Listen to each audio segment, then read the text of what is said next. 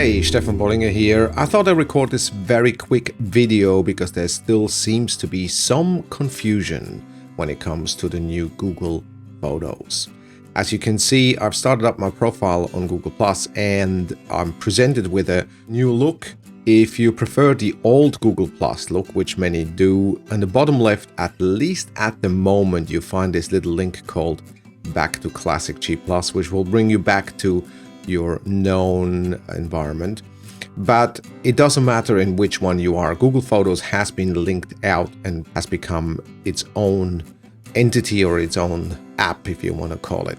Now, the way to get to it is either by going to photos.google.com as a link, or even easier, you just click on the upper right on those 9 squares, which shows you all the different Google apps, and one of them is Photos. Right here, you click that and you get straight to it. So how to upload photos and how to create albums and how to make sure that we don't have those exploding posts that we see in communities.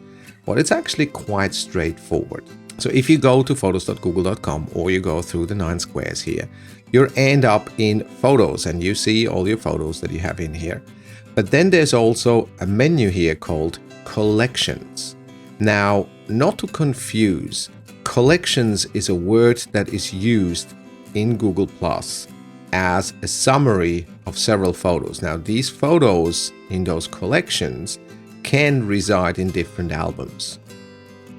So going back to Google Photos, when you click on Collections, you will get in the upper left a little fly-down menu here, where you will see that you have all albums, movies, and stories. So you go into Albums, you have all your existing albums that you created in the past. Within Photos, it's called Collections. However, it's not the same collections as you would see within Google Plus itself. A little bit confusing there in terms of wording. So how to create an album and share it with your community? Quite simple. You go onto this cloudy, uploady, icony thing here. You click on this. You select your images and click Choose, which is just off the screen here. Now, initially you feel like nothing has happened, but if you look at the bottom left, you actually see that it is indeed uploading your images. Now, once it's done, you're presented with this pretty self-explanatory little menu here. Create an album. There you go. Now you see the titled, untitled. Well, let's call it Ballet Calendar 2016. Now, here's the thing. The moment you click on this arrow, you're leaving this album.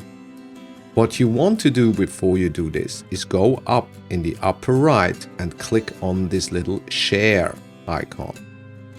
In here, you see that you can share it to Google+, to Facebook, to Twitter even, or you can get a shareable link. You copy this and you get out of here and you get out of here. And as we come back, here it is, our calendar album. Now, sometimes you have to scroll up and down. I'm not entirely sure how Google is sorting this, but if you don't find it, just scroll up and down. Now, the more important part is when you go back to your Google Plus community or to your page or wherever, you go and click on this little pencil icon here, and you simply post your link that you just copied into it. If you don't want that picture here, you click on that little icon here and it's going away, so you only see the link, or you click that again and you get a beautiful picture. Now, depending if you have a landscape or a portrait photo, this will look a little bit different, but you get the idea. Any comments that are made to this post will stay together, so they're not exploding anymore as we had in the past. Well, there you go. I hope this was helpful. Have an awesome day.